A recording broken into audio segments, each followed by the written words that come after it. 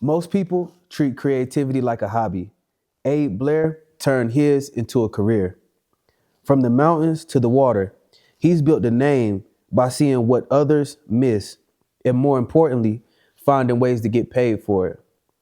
This is about creativity, consistency, and turning passion into income. Abe, welcome to WEInvested. Thanks for having me. Looking forward to this conversation. Absolutely. Thank you for having us in your beautiful home, surrounded by this amazing artwork, man. It's incredible. I appreciate it. I'm sure we'll talk about this more, but I mean, our random interaction a month and a half ago up in Truckee, I can't count how many interactions such as that have happened in life that catapulted me here or pushed me over this way, and I always try to embrace that. So again, just neither one of us had heard of each other a month and a half ago, and here we are sitting down, have a conversation. I think it's super, super cool the way the world and life can work like that. Absolutely. And I remember when I met you in Truckee, during the art gallery walk, you were incredibly kind and welcoming. So that was one of the first things that stood out to me. It was like as soon as I kind of bumped into you, we just started having a conversation. Yeah. I want to start off from something that we briefly talked about here today, but can you take me back to when you were 18? You mentioned that you suffered a traumatic brain injury and the doctors were basically telling you to expect a life on the couch. So most people don't come back from that mentally. What went through your head in that moment and why didn't you accept that outcome? So 2 days after walking high school graduation stage, and just 18, king of the world, invincible, me and all my buddies. So we were at my friend's property, and we had built a high performance off-road go-kart. And of course, at the age of 18, why would we put roll cages and seat belts and any sort of safety stuff on there? And we were jumping, a pretty large jump. And I came around the bend and came in fast, and I overshot the landing. So it was a tabletop jump, about 25 feet, launched off caught air. Should also include that there was cans of flaming gasoline on the sides of the jump because, 18 and why not? But I overshot the landing. So I nosedived, went over the handlebars, the whole car went over. Right side of my head hit the dirt, engine hit the left side of my head, and I lost consciousness, I don't know, about 5 or 8 minutes later, I think, and was in a coma for 3 days and woke up in the ICU. And I mean, the first thing I remember is the doctor said, well, you should have died. You should have been paralyzed. We don't know what the prognosis is going to be, and we'll get back to you. And then a few weeks later, it was, basically, I'll never forget those words, a comfortable life on the couch, and I should just be thankful to be alive. And, again, 18, I was slated to go on a half-ride soccer scholarship to a college in the Pacific Northwest and was going to pursue architecture engineering. I loved math. I loved geometry, basically after I had gotten out of the hospital, which was like 6 months, I went to community college to get caught up because I obviously missed school. And it turned out I had no math skills in my head past 5 times 5. All the calc, all the trig, all of that disappeared. And I had to kind of rearrange life. And so when I was sitting in that hospital, I'll never forget, I was probably 3 weeks into it, and I got that outcome of like, hey, you should just be happy to be alive. And I was still in a wheelchair. I could barely talk. I could barely walk. I thought hard, real hard about just ending it. It was just such a polar opposite to go from such a highly athletic and functional human to just, a blob on the couch. At the time, I truly was. And when I was told this is how it might be the rest of my life, that was some of the deepest soul searching I think I'd ever done. And I think I spent quite a few years in that mind space of soul searching and just trying to figure out how I was going to live or if I wanted to live. Um, How did that experience kind of shape the way that you think about life and your career today? well, I mean, I will say that I try to enjoy every day like it's your last.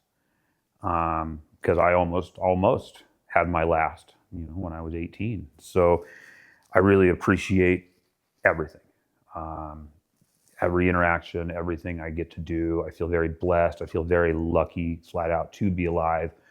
And I think it would be a dishonor to life to not pursue it as hard and good as I can.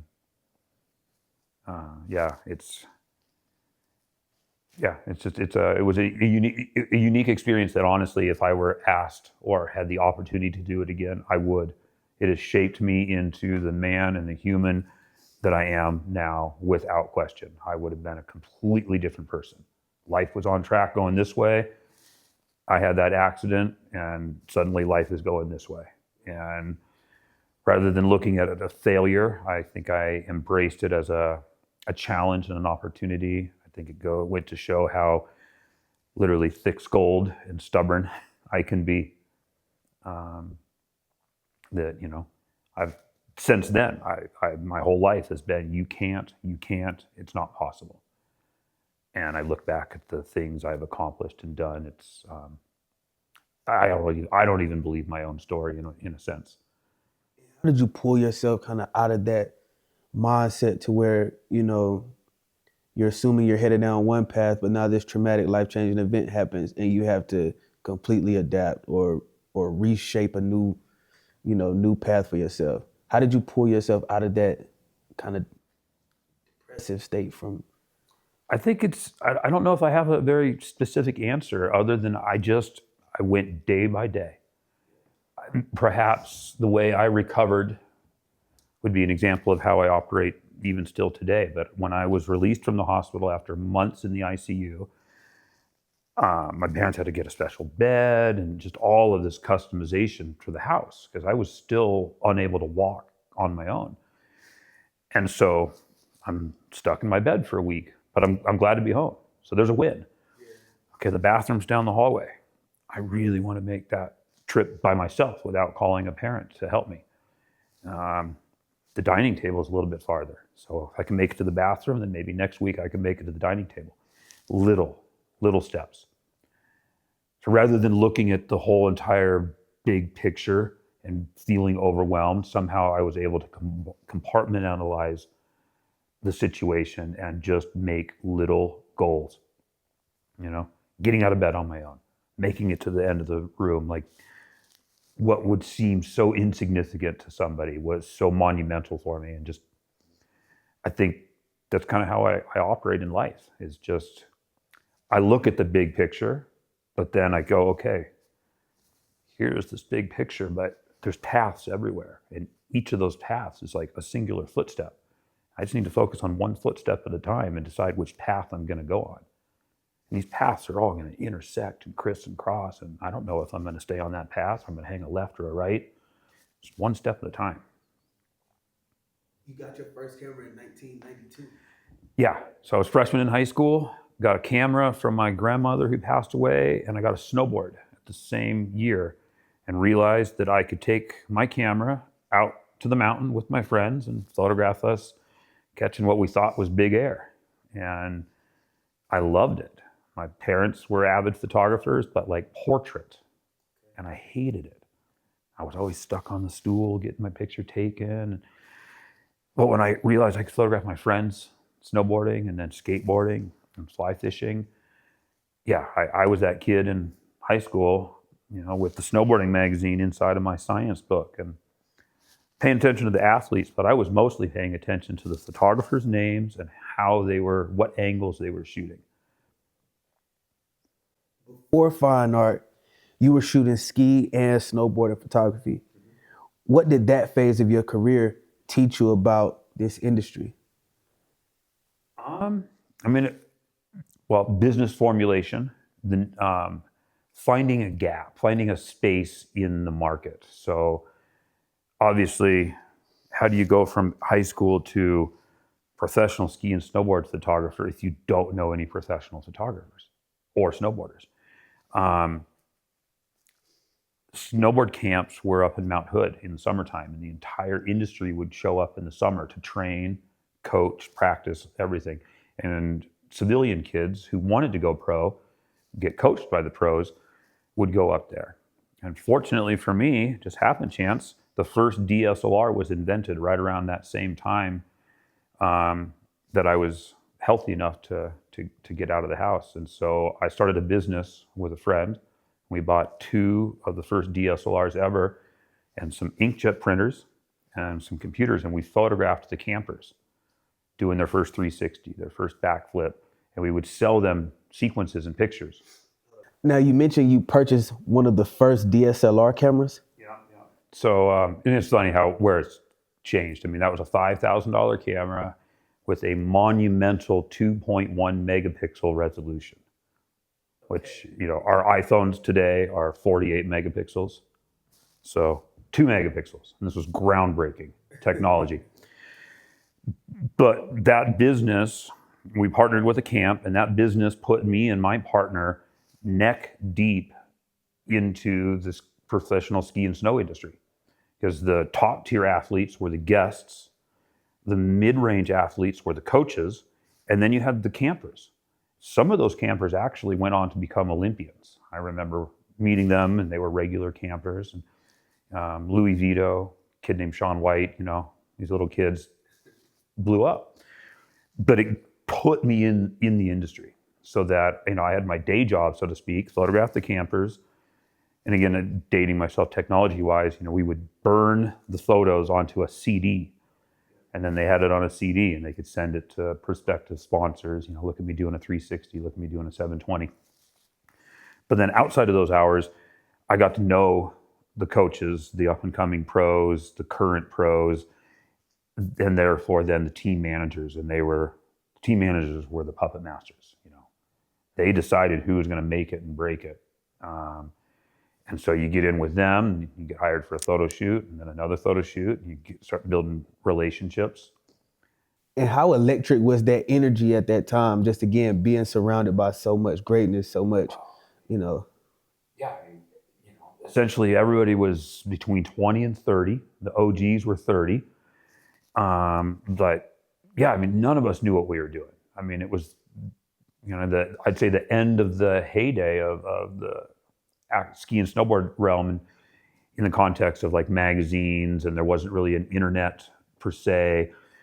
And so all of our news was based off of, those annual movies that were produced, the monthly magazines, and we were just a huge walk of life, very straight edge kids to like uber party stoner guys and everything in between.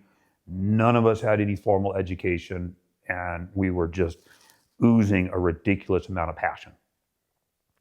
At some point, you made a pretty bold shift into fine art landscape photography, which isn't an obvious shift. So what was the moment where you said, I'm going all in on this? It's funny you ask. I can pick the exact weekend. I was living in the Placerville area. Told my wife, said, honey, I've driven past this Mono Lake place down by Mammoth Mountain for years. Famous people, Ansel Adams, Galen Rowell, they've all photographed there. I want to go just take landscape pictures. And so, okay, fine. So I drove over there, and I met who is still now one of my best friends and definitively a life-changing mentor of mine, who had 2 extraordinarily successful galleries in Las Vegas at the time. And I met him that weekend, and we ended up running into each other quite a few times that evening, into the nighttime. Probably photographed for like 5 or 6 hours together. He gave me his card. I'd never heard of him. He'd never heard of me. And went back into cell phone service, and turns out this guy's like this, millions and millions of dollars of art sales every year gallery guy. And I sent him some pictures I shot, some pictures I shot of him, and we formulated a cool relationship. He saw something in me, and tutored and mentored me specifically in the business. We never really ever talked, how do you take this picture? but he opened up my eyes to like how to brand yourself, how to market yourself, the simple things that, as I think all artists should know, is that your name and face is the brand and the logo. Like you're it, and then your art is the product. So Was that a calculated move with the financial plan behind it, or was it more of a conviction and like betting on yourself moment when you made that transition into the fine art landscape scene? I would like to say it was a conviction, but it was happen chance. I was just scraping through, still picking up a few ski and snowboard jobs, but I knew the end was nearing. Magazines were starting to die out. Um, I was doing a little bit of work in the motorsports industry again, and that was through somebody who I knew from college. That I was that guy that took pictures that they knew. So I did. I was kind of just doing a little of everything, and then yeah, just was told my wife, hey, I want to go try to do some landscape stuff. I love the outdoors. I've worked in the outdoors the whole time, but I've never actually just photographed trees and sunrises and sunsets. I want to just give it a try. And that weekend, that was the catalyst to where I am now. Obviously, it didn't happen overnight, but You've built your brand around getting it right in the camera. No Photoshop, no manipulation. So in a world where everyone edits everything, why double down on that approach? I think in business in general, it's important to be aware of what everybody is doing and try to identify gaps or spaces or holes within these genres or industries that have not been filled. And at that time, say 2012, 2014, Photoshop was advancing very heavily. Digital cameras were really, really starting to come about. Um, and I was still more adamant with the traditional large format film captures, and that's what I was most into. And so that required a different mindset and workflow. And I wanted to embrace that and separate myself from the rest of, say, the digital crowd, you know. And at the time, that made a lot of sense. Obviously, now, unfortunately, my film cameras are all in the office collecting dust because the resolution is not as good to make massive prints.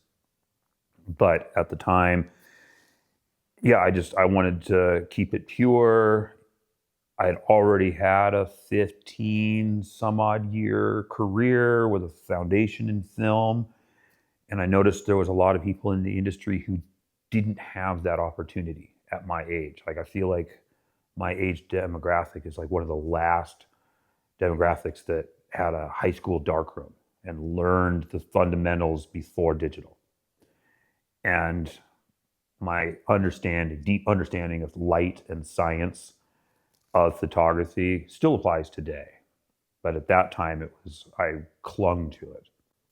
And so how did that mindset translate into the business side? So did that commitment to, you know, authenticity become something that collectors value?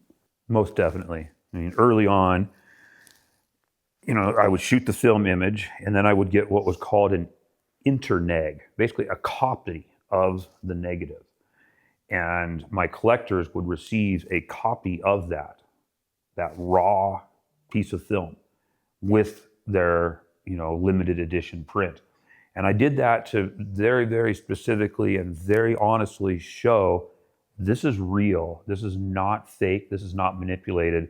This is as authentic as it gets in photography.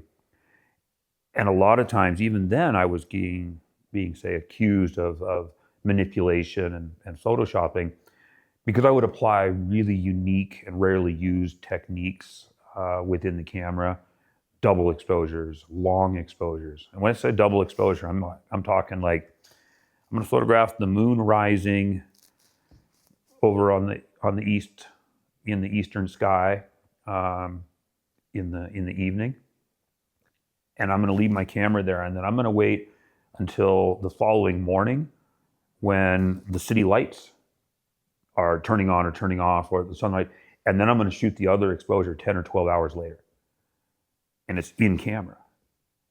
You'd think it's photoshopped, but the amount of skill required, I leaned on heavily in terms of my branding and my marketing. That was like, no, I really know what I'm doing. And to prove that, I'm going to go out of my way and do these very, very detailed and extensive planned images. And then I'm going to show you the receipt. That's what I like to call it. Nowadays, it's the raw file, or the iPhone video of behind the scenes. Like, those are the receipts, and those are valuable today. I mean, I can't go a week without being accused of AI photography and Photoshop manipulation at least a dozen times a week. But then I can show these people the receipt. And speaking of receipts, it was a recent, or there was a video that I watched on your website, abeblair.com, if I'm not mistaken, where you were capturing some of your process of what it takes and the strategic planning that goes into capturing a moment. I mean, you were in the snow, in the cold, before the sunrise, waiting on your perfect moment. Yeah, and I do think my time in the ski snowboarding industry, it really helped hone my ability to endure bad weather, but also on a commercial side of stuff, get content, get a photo. So some days I'll go out, like in that video, that was the image I wanted. But I've been to that tree 20 something times. I always came back with something. Maybe it wasn't that tree. Maybe it was a cool shadow over here or a reflection over here. But my time in the commercial space, I think, taught me to be productive no matter what. But personally, as an artist, there's photos that have been in my head for 10 years. Maybe I'll get it tomorrow. Maybe it's going to be 10 more years. And it's just based on the alignments of Mother Nature and my life schedule and family schedule and everything else. You mentioned that you're working in a limited edition model where you're building scarcity into your work. How did you figure out pricing early on? And did you ever undervalue yourself at any point? Fortunately, because of the mentorship I had from my friend Jeff, he taught me right away to not undervalue myself. I think that's the number one mistake and hurdle that most up and coming artists struggle with is charging what seems like an exuberant amount of money for their creation. And some of the advice I was given was, don't price your art for your friends. Price it for the financial demographic above you. And I've been key to that. I mean, for the first 10 years of my career, I used to joke with my wife, like, I can't afford my own art when it comes, when you look at that limited edition aspect. So, there was a lot of thought put into that. And again, a lot of calculated risk taking. My very first show, I spent $6,000 on 5 large format prints and my first suit and some easels. And I hired my buddy to come help me out. And we hung out at a VIP dinner event, and somebody bought a print for $3,000. I couldn't believe it. I mean, that was more than I had made in, like a long time. But it showed. I was like, oh, it's good enough. Okay, I'm just going to keep plugging away. And how did you, I guess, celebrate that moment? That success of selling your art at that price point and just getting that validation from the market, the proof of concept. I don't know if there was much of a celebration. Maybe I went out to dinner, but otherwise I just said, okay, that image sold. How can I do that again? I always laugh too. I'm a pretty heavy color photographer, but it was a black and white image that sold. So then I thought, oh my gosh, like everybody told me black and white's not going to sell. And then lo and behold, somebody resonated with it. And so I think long-term, what I took away was that everybody's perception of art and what they love is unique and different. And I try not to spend too much time in my head, but I spend many, many hours in my head wondering what somebody would want to purchase, what they're going to like. That's such an interesting statement to make too, because I faced those same thoughts. because you're trying to decide which clip do I post or which graphic do I post that'll resonate the most with people, because you never really can anticipate what's going to be the one. Yeah. So I have a subtle analogy or way I describe life, because it basically it's hats. I wear a lot of different hats throughout the day and the week. So when I'm the artist, I have the artist hat on, and I am pouring blood, sweat, and tears into the creation of that piece. And when it's done, that hat comes off, and then I put the business hat on, and I'll post it on social media, and I like to refer to that. That's the court of public opinion. Do people like what I just sweated out for? Sometimes they do, and sometimes they don't. Do I really care? No, but it's a sounding board for what may or may not be popular or trending. I mean, and speaking of social media, you cultivated, grown a sizable following. Why was it important for you to kind of focus on that social media aspect of your business? Why was that the specific medium that you chose personally, like, going the Instagram route? I would say it was more out of necessity, in the context that I didn't have the financial resources to open up a gallery in Las Vegas or a big retail space. Here in the Lake Tahoe area, retail space is very expensive. I have had some brick and mortar galleries over the years since then, but it takes a lot of capital to get involved with that. And social media, especially in 2012, 2013, was still pretty small. And so again, I think I just happened to luck out at the timing of when I entered that space. And I just looked at it as like, this is an opportunity to, one, get vindication and approval of the public. Does my art, is it any good? And then to find collectors and people who are interested. Here in the Tahoe area, and we have some of the highest valuation zip codes in the country. And I didn't realize it at the time, but I do now, that we're in a very unique environment in terms of social media and the ability to sell off of that. I have numerous photographers, I would say, are far more successful or better known than myself, who with very true convictions of like, they do not sell one dime of art on their social media. My 4 largest sales in my life all came from social media posts.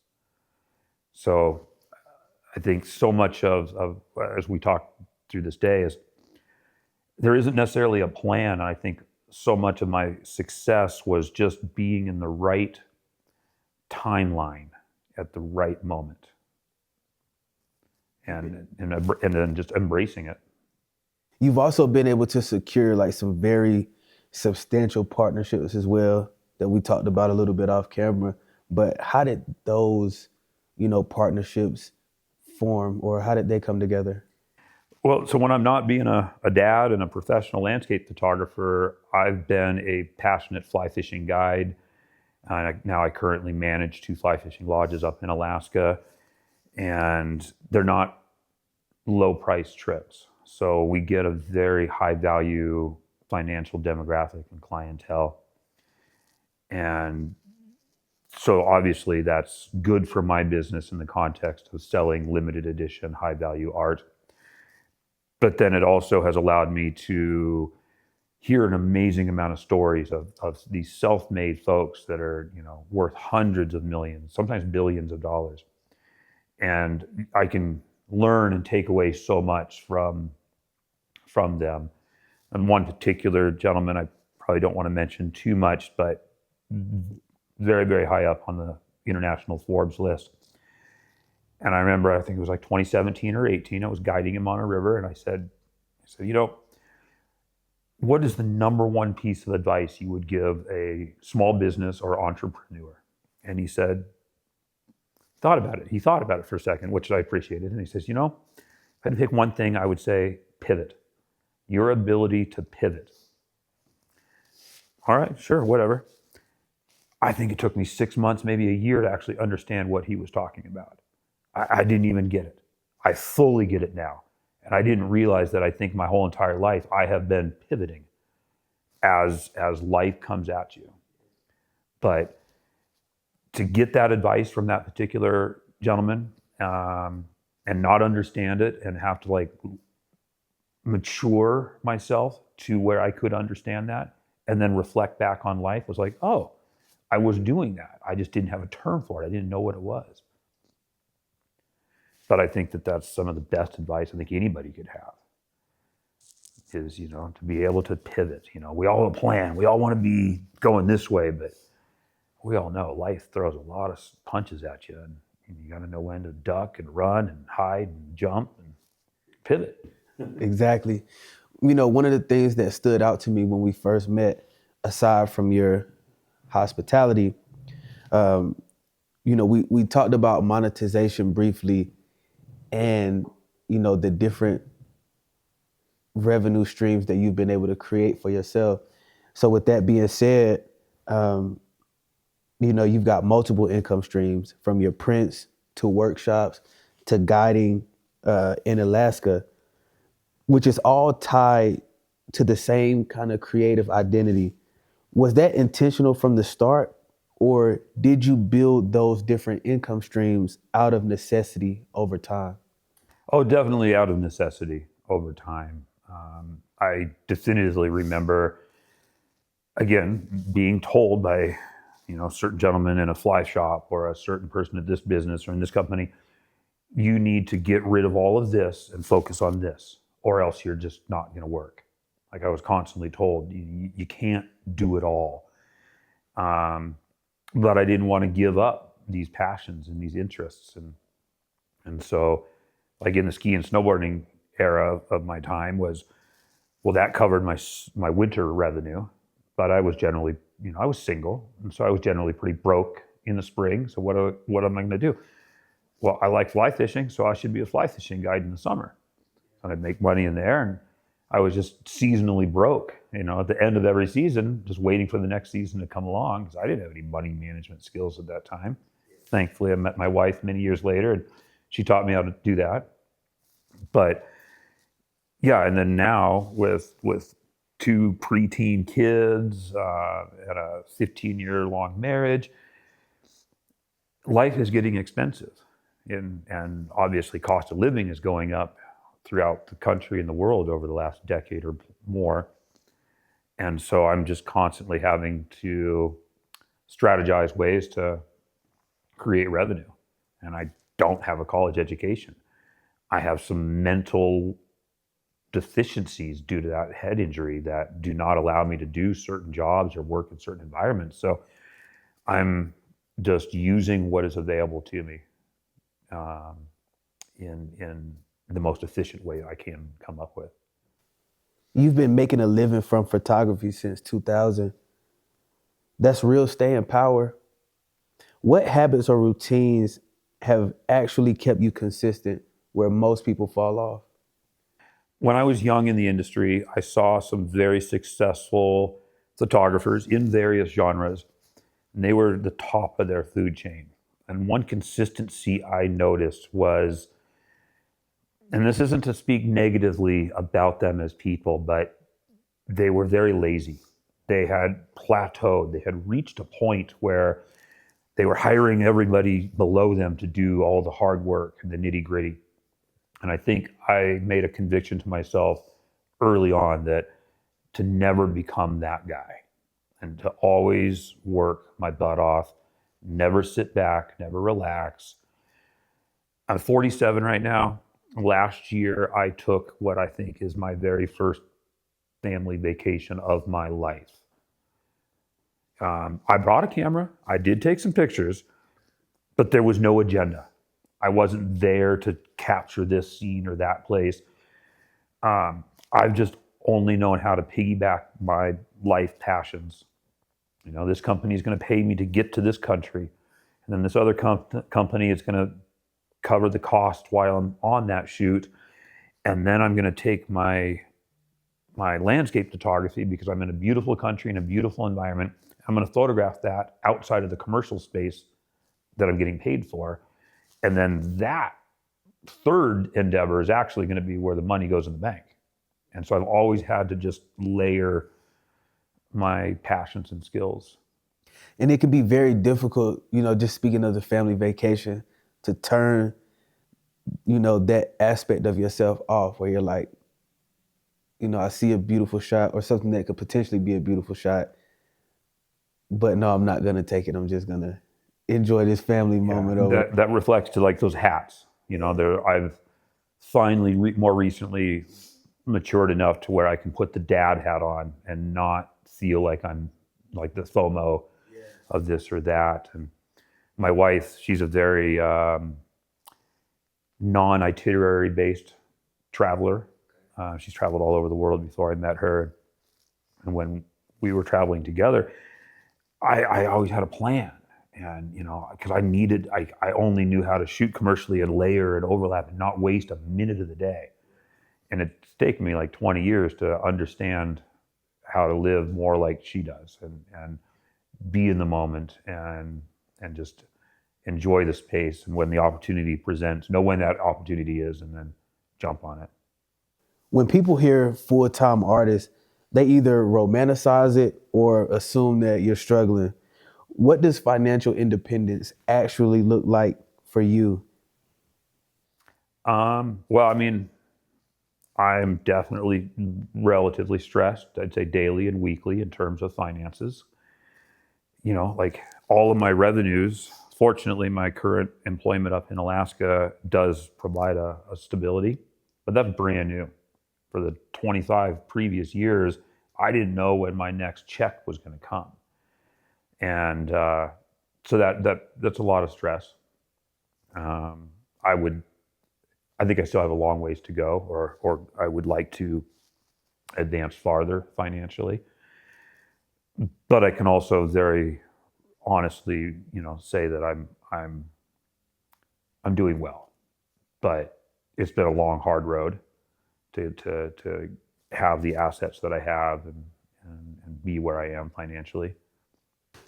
If someone's 25 right now and they want to build a life around something that they actually love, what's one thing today that you wish you understood back when you were just starting out?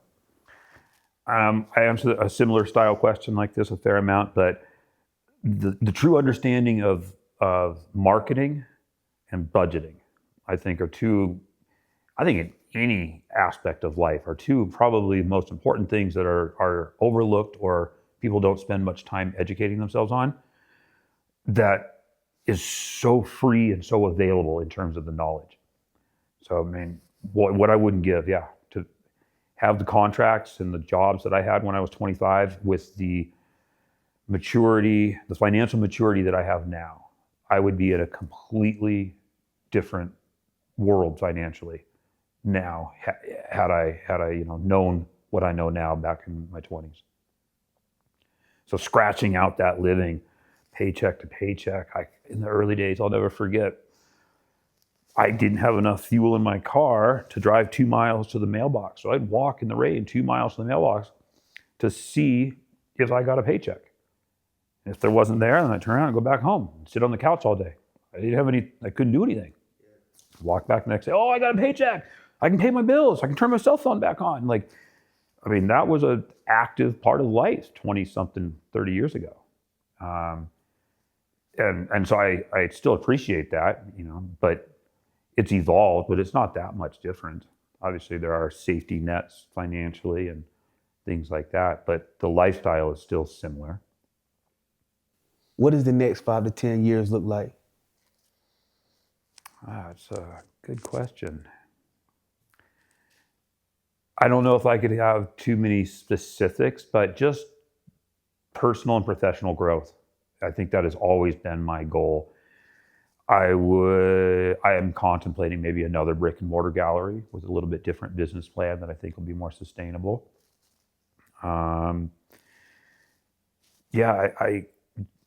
More. It's not necessarily specific goals as much as it is quality of life, I would say. So, do I want to make $1 million? Yes, I would love to. Would I like to have a Ferrari or a Corvette? Yes. Are those goals in life? No. If they happen to come about, that'd be spectacular. But there's a lot that needs to happen between where I am now and that kind of a situation. Absolutely. Well, Abe, I've enjoyed watching the small portion of the journey that I've seen, and I look forward to, continue to watch you grow and expand and continue to move forward. So thank you for your time today, man. And if there's one thing that I took from this conversation, is that success in any field is not accidental, and it's built through consistency, perspective, and the ability to create opportunities where others don't. So, hey, man, thank you for your time today, man. Yeah, anytime. I appreciate it. Absolutely.